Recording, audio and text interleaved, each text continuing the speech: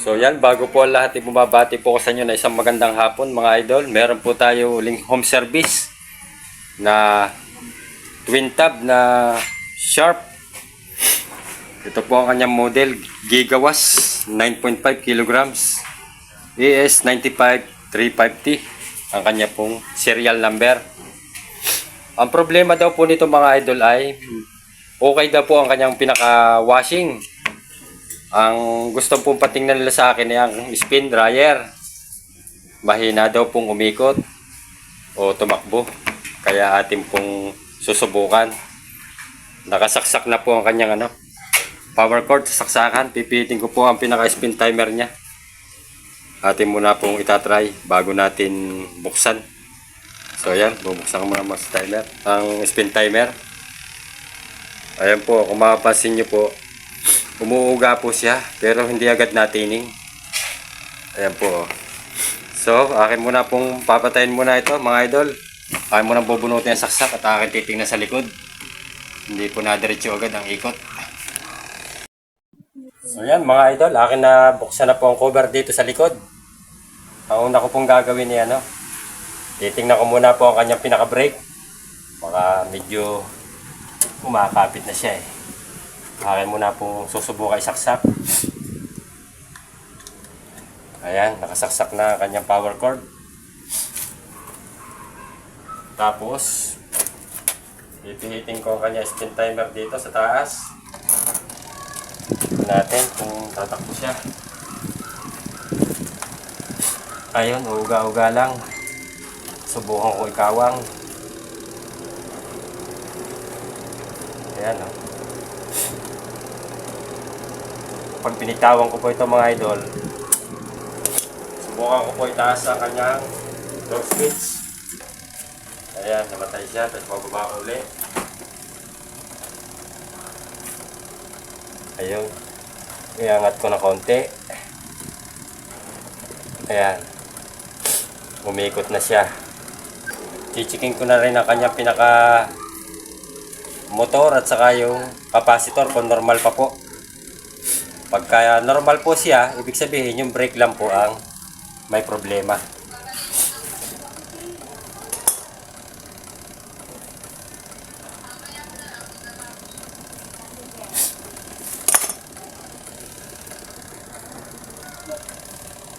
Una po natin tanggalin muna ang kanyang close-in-one connector. Hanapin muna po natin ang wirings ng dryer. Ito po, tatlo. Po ating tatanggalin at ating titesterin kung siya ay normal pa para tayo sigurado.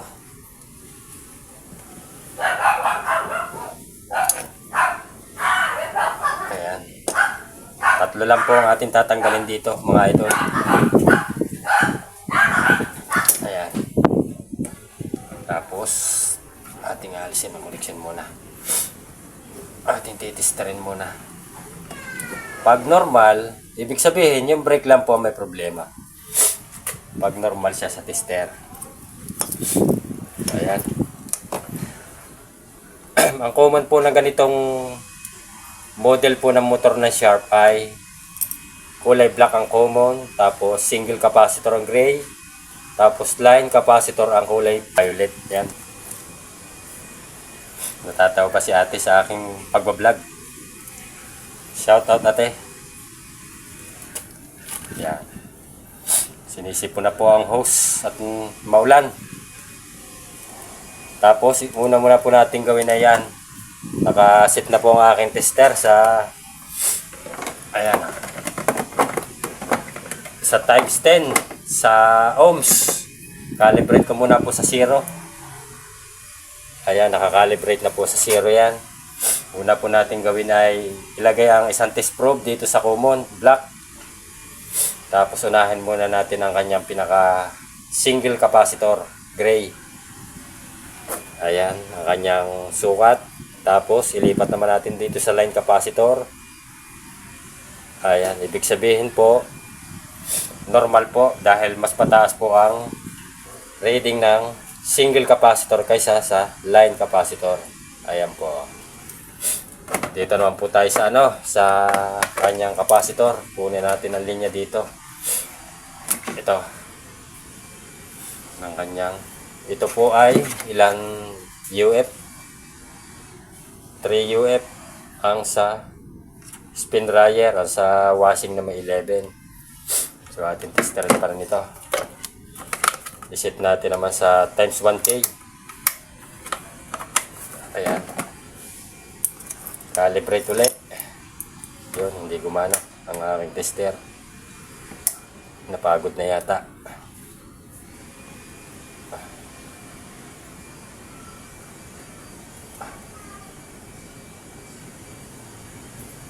Medyo nahihirapan na siya magano.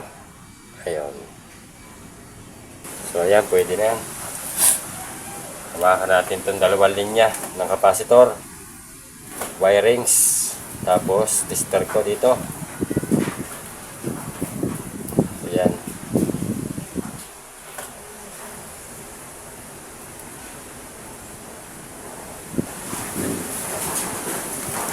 Bali 3 UF. Pero pwede pa rin yan. Kasi ang motor po niya na match talaga dyan 3 UF. Yan po ang design ng Sharp. So, ibig sabihin, confirm po na ang problema niya brake. Ito po. So, akin muna po ibabalik ang wirings niya. Balikan ko na lang po kayo pagka naibalik ko na ulit sa dati. So yan mga idol, naibalik ko na po ang kanyang close-in wire connector. Dahil lang tinister ko naman po ay normal sa lahat, capacitor at saka ang kanyang motor. So yung aking ginawa po dito, hindi ko na pinakita po dahil ito ay ano lang, basic lang po ang problema dahil lang medyo hindi lang po makalaro ang kanyang brake, kaya ito yung mga ganito lang. Ayan o. Dito lang po yan sa adjustment.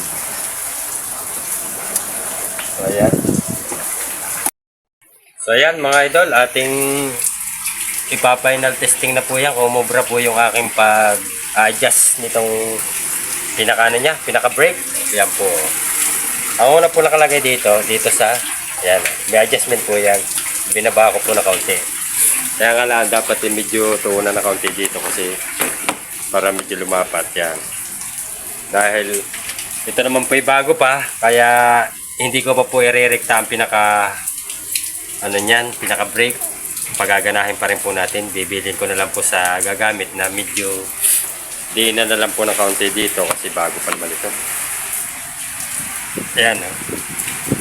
Pa-final testing po natin yan. Yan po may ano na, may nakalagay na damit na yan. Yan. Ayan. Nakasaksak na rin po ang power cord niya. Ayan. Tapos pipihitin ko po dito ang kanyang pinaka spin timer. Ayan. Umuga-uga na po siya. Ayan. Medyo umiipot pa siya ng konti. Ayan. Ayan. Punta po tayo dito sa baba. Ayan. Para makita nyo po na gumagana na siya.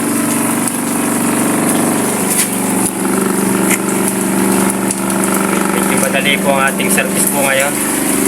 Basic lang po ang ating trabaho ngayon. Hindi na tayo pinahirapan mga idol. Ayan. Tapos din natin kung gumagana ang brake. Ayan po, tumigil. Tapos babawalin natin.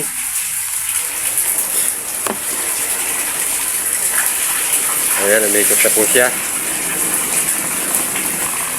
Malakas po umikot.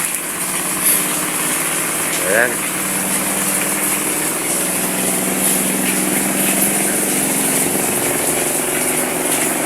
Ayan, hanggang dito na lang po ang vlog ko po sa araw na ito dahil maulan po ngayon mga idol.